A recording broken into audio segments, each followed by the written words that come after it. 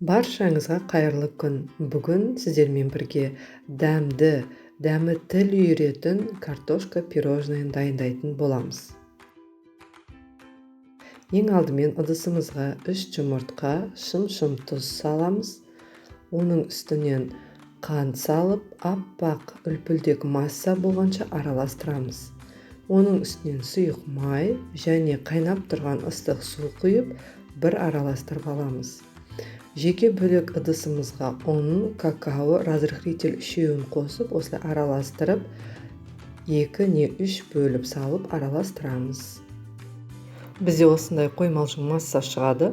Ол массамызды противеньге құйып, бір тегістеп аламыз да, 170-180 градуста 15-20 минут шамасында пісіріп аламыз. Бисквиттің дайын болғанын осындай шидің көмегімен тексеріп аламыз. Енді дайын болған бисквиттерді осы блендердің көмегімен үгітеміз.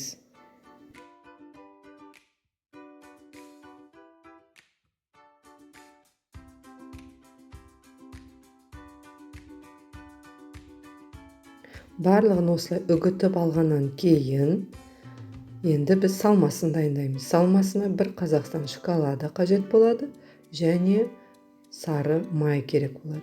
Осы екеуін бірге водяная баняда немесе микроволновкада ерітіп, жақсылап араластырып аламыз.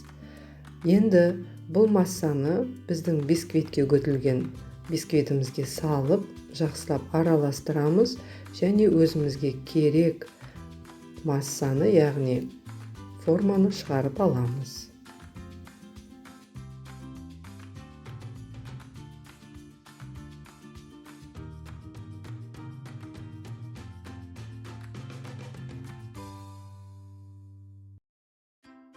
Картошкаларымызды осылай дөңгелектеп болғаннан кейін, үстінен какао сеуіп, мұздатқышқа 1-2 сағатқа қойып қоясыздар.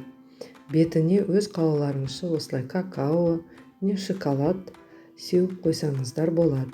Ас болсын.